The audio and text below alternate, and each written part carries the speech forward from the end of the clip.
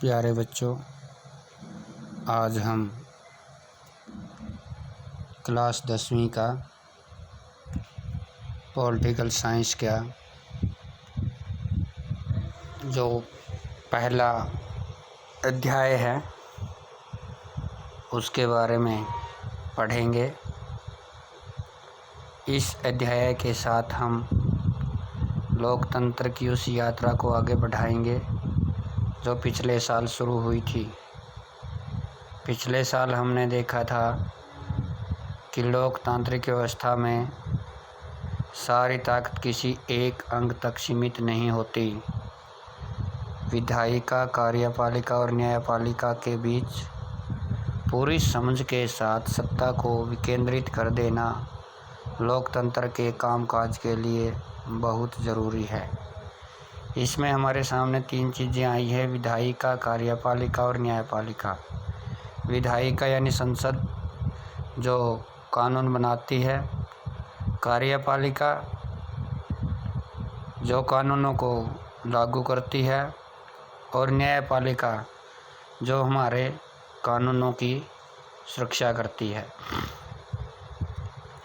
पहले 3 अध्यायों में हम सत्ता के बंटवारे पर सोच विचार को आगे बढ़ाएंगे और इसमें हम बेल्जियम और श्रीलंका की 2 कथाओं के साथ शुरुआत करते हैं। ये दोनों घटनाएं बताती हैं कि विभिन्न लोकतांत्रिक शासन प्रणालियां सत्ता के बंटवारे की मांग से किस तरह निपटती हैं। इन घटनाओं से ये समझने में कुछ मदद मिलेगी कि आखिर लोकतंत्र में सत्ता के बंटवारे की ज़रूरत क्यों होती है और इससे हम सत्ता के बंटवारे के उन रूपों पर बातचीत भी कर सकेंगे। बेल्जियम और श्रीलंका। बेल्जियम, इसमें से पिछले साल भी हमारे पेपर में एक क्वेश्चन आया था कि बेल्जियम की जातीय बनावट के बारे में आप क्या जानते हैं। तो इसके बारे में हम देखते हैं कि बेल्जियम यूरोप का एक छोटा सा देश है।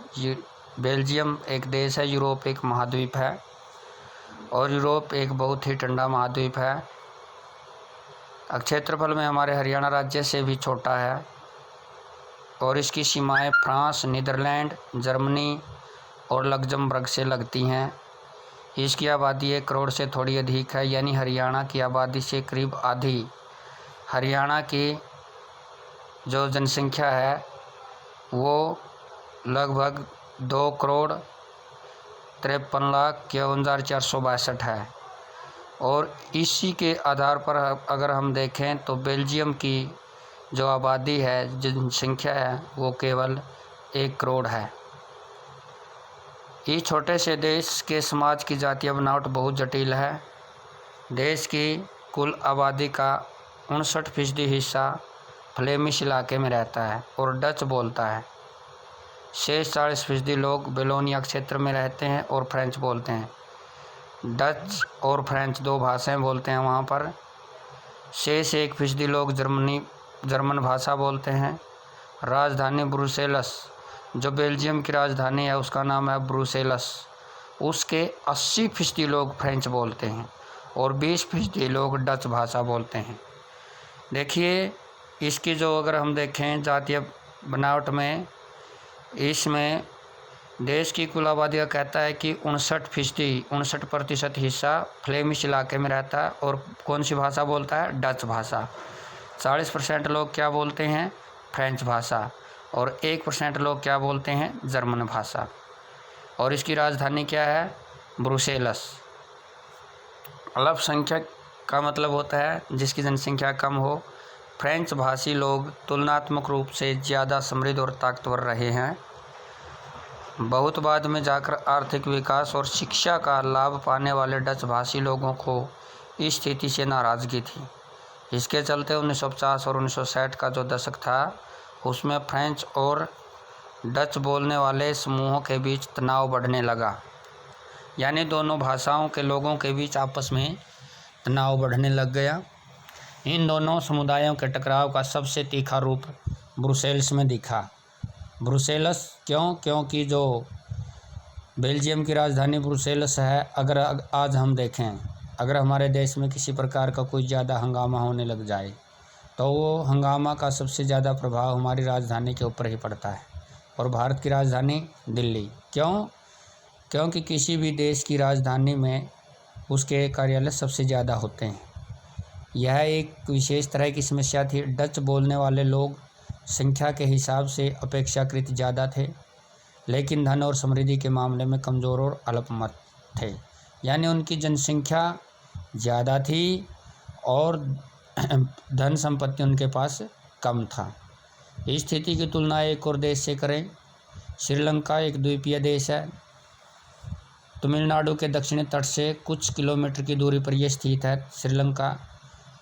और एक बात और अगर हम देखें, भारत और श्रीलंका को पाक जल संधि अलग करती है। इसकी आबादी करीब 2 करोड़ है, यानी हरियाणा के बराबर है। दक्षिण एशिया के अन्य देशों की तरह श्रीलंका की आबादी में भी कई जातीय समूहों के लोग हैं। सबसे प्रमुख सामाजिक समूह सिंगलियों का है, जिनकी आबादी कुल जनसंख्या की 74% है। फिर तमिलों का नंबर आता है, जिनकी आबादी कुल जनसंख्या में 18% है। तमिलों में भी 2 समूह हैं, श्रीलंकाई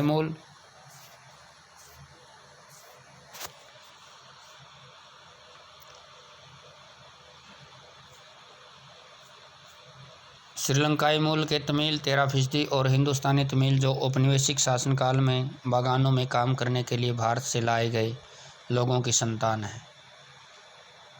मौजूदा श्रीलंका के नक्शे पर गौर करें तो पाएंगे कि तमिल मुख्य रूप से उत्तर और पूर्वी प्रांतों में आबाद हैं। अधिकतर सिंगली भाषी लोग बौद्ध हैं, जबकि तमिल भाषी लोगों में कुछ हिंदू हैं और कुछ मुसलमान।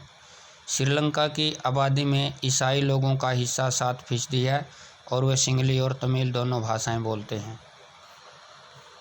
इसमें अगर हम देखें एथनिक या जातीय, पिछली बार यही क्वेश्चन आया था 1 नंबर में कि आप एथनिक या जातीय से क्या समझते हैं। ऐसा सामाजिक विभाजन जिसमें हर समूह अपनी अपनी संस्कृति को अलग मानता है, यानी यह साझी संस्कृति पर आधारित सामाजिक विभाजन है। इसमें मेन चीज़ है कि ऐसा सामाजिक विभाजन जिसमें हर समूह अपनी अपनी संस्कृति को अलग मानता है।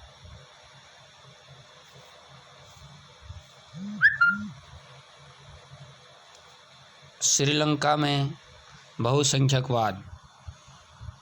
श्रीलंका कब स्वतंत्र बना? सन 1948 में। सिंगली समुदाय के नेताओं ने अपनी बहुसंख्या के बल पर शासन पर प्रभुत्व जमाना चाहा।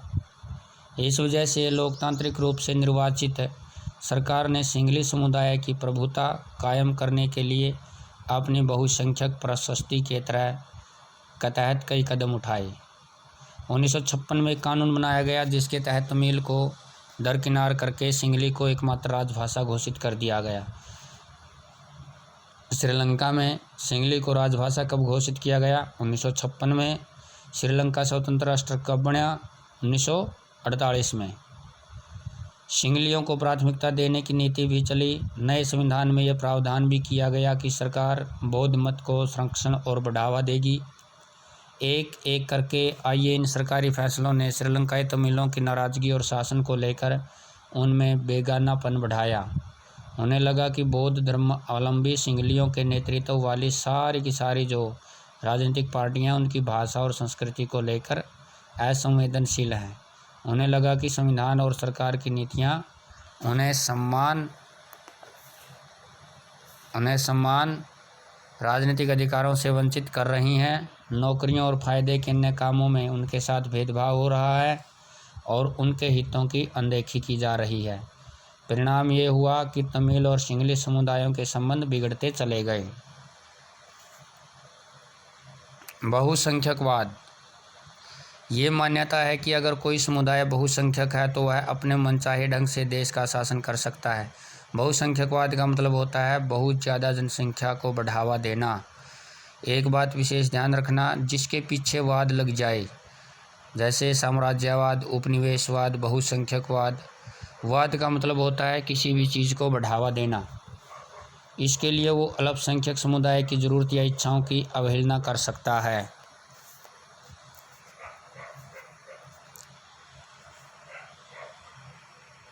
श्रीलंकाई तमिलों ने अपनी राजनीतिक पार्टियां बनाई, तमिल को राजभाषा बनाने, क्षेत्रीय स्वायत्तता हासिल करने और शिक्षा और रोजगार में समान अवसरों की मांग को लेकर संघर्ष किया।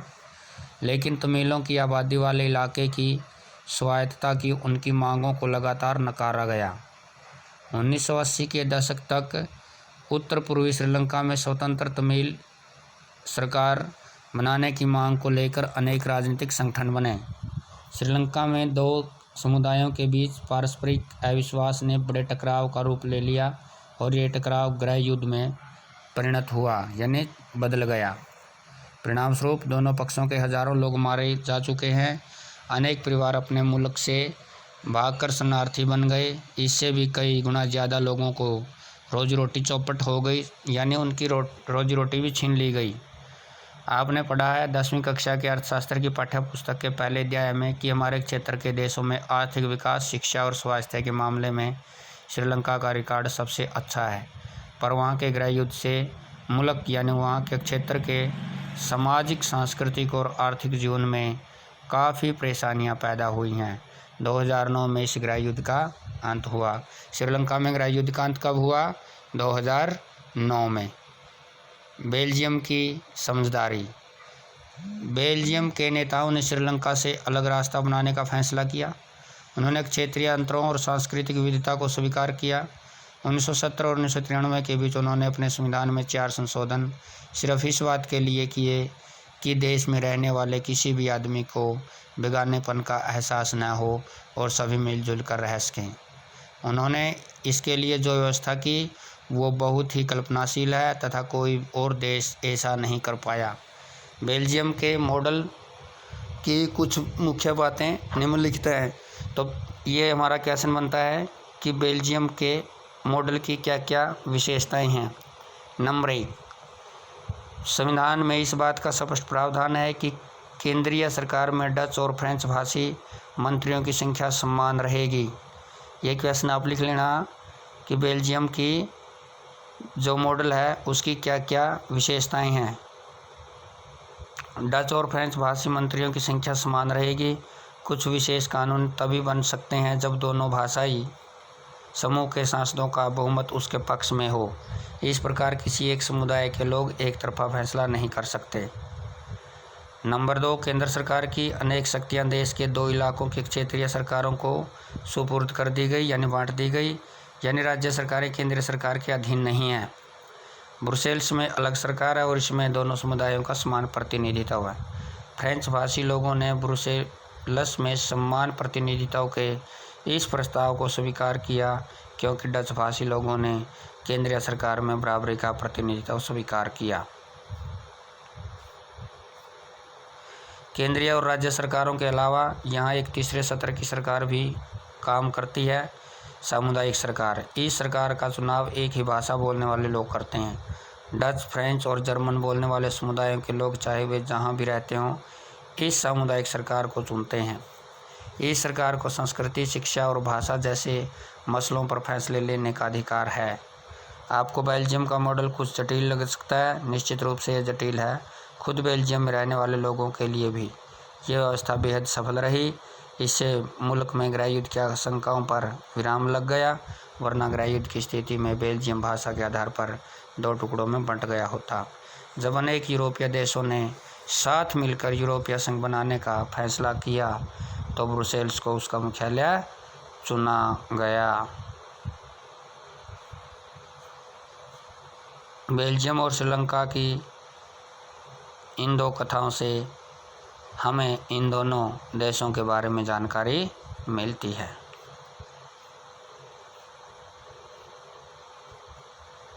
सत्ता की साझेदारी क्यों जरूरी है? इस प्रकार सत्ता के बंटवारे के पक्ष में 2 तरह के तर्क दिए जा सकते हैं। पहला, सत्ता का बंटवारा ठीक है क्योंकि इससे विभिन्न सामाजिक समूहों के बीच टकराव का अंदेशा कम हो जाता है, और चूंकि सामाजिक टकराव आगे बढ़कर अक्सर हिंसा और राजनीतिक अस्थिरता का रूप ले लेता है।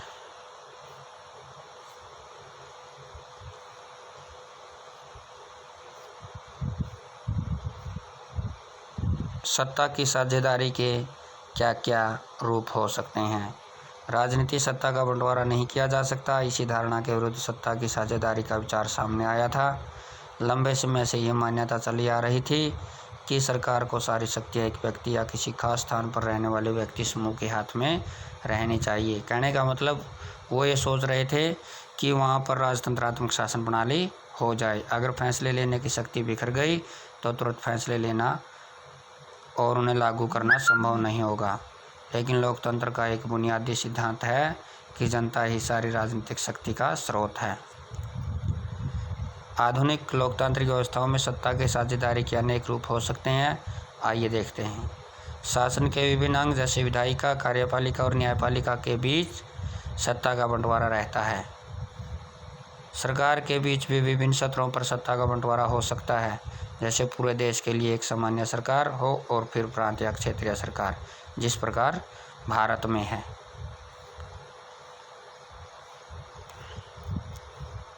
सत्ता का बंटवारा विभिन्न सामाजिक समूहों मसलन भाषाई और धार्मिक समूहों के बीच भी हो सकता है और बेल्जियम में सामुदायिक सरकार इस व्यवस्था का एक उदाहरण है। सत्ता के बंटवारे का एक रूप हम विभिन्न प्रकार के दबाव समूह और आंदोलनों द्वारा शासन को प्रभावित और नियंत्रित करने के तरीके में भी लक्षित कर सकते हैं।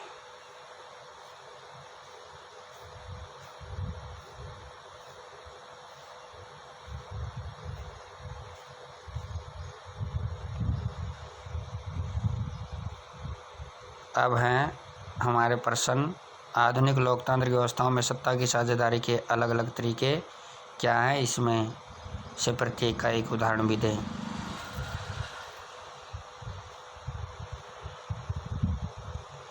तो प्यारे बच्चों, आपने क्या करना है, जो हमारे क्वेश्चन हैं आपने जो पिछली साल 10वीं क्लास में बच्चे थे उनसे अपने जो पिछली साल के पेपर हैं उनके वो बुक ले लेनी है और उसमें से जो क्वेश्चन है वो अपनी कॉपी में लिख लें या अपनी जो एनसीईआरटी की बुक है वो लेकर अपने सभी क्वेश्चनों को लिख लें। उसमें सभी क्वेश्चनों पर हमने टिक मार्क किया हुआ है कि कौन सा क्वेश्चन कहाँ पर है। या फिर आपको इस प्रकार से सारी चीज़ ना समझ आए तो आप पिछली साल के जो 10वीं क्लास में बच्चे थे उनसे वो नोट्स ले लेना या उनकी कॉपी ले लेना और उनमें से अपने क्वेश्चन लिख लेना और याद कर लेना।